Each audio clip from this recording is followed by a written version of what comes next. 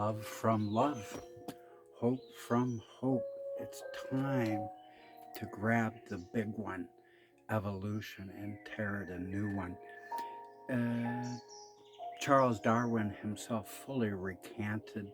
He said it was ridiculous to even consider the remote possibility that an eyeball with the intricacies of lens focal back and forth that could just evolve. We know by science now that all the evolution charts have always been bogus. No one is, if they think about it, no one could doubt that because DNA has been identified correctly, and a toad can only bring forth a toad DNA.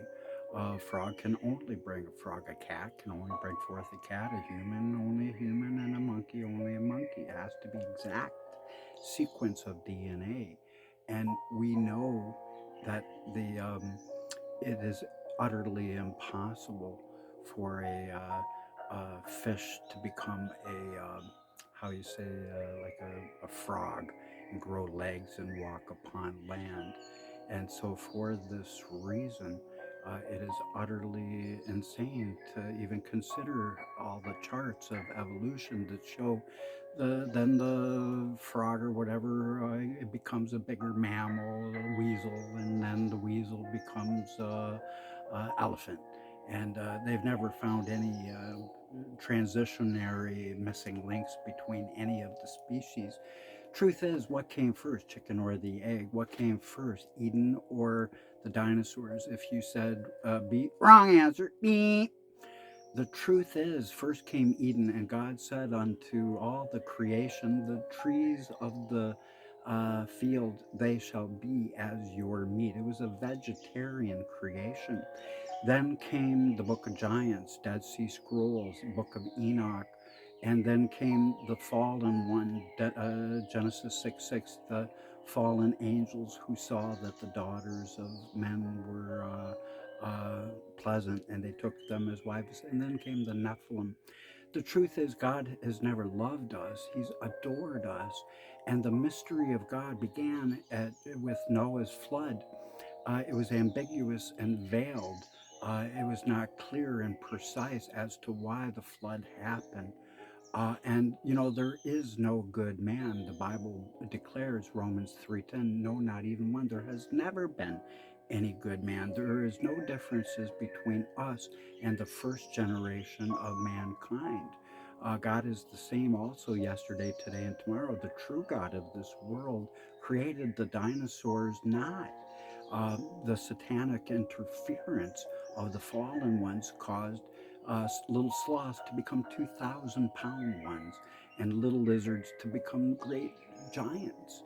And all this is provable in this day. Just Google, I dare you, T Rex blood cells. You'll see the T Rex blood cell in the veins. It supposedly takes thousands of years for stalagmite in a cave to grow an inch, and yet under the Lincoln Memorial there are 3 foot long columns, and it was only built in 1869. Things fossilize. If you Google fossilized items in history, there's teddy bears that have turned to stone. People, one's in the museum in Ripley's, believe it or not.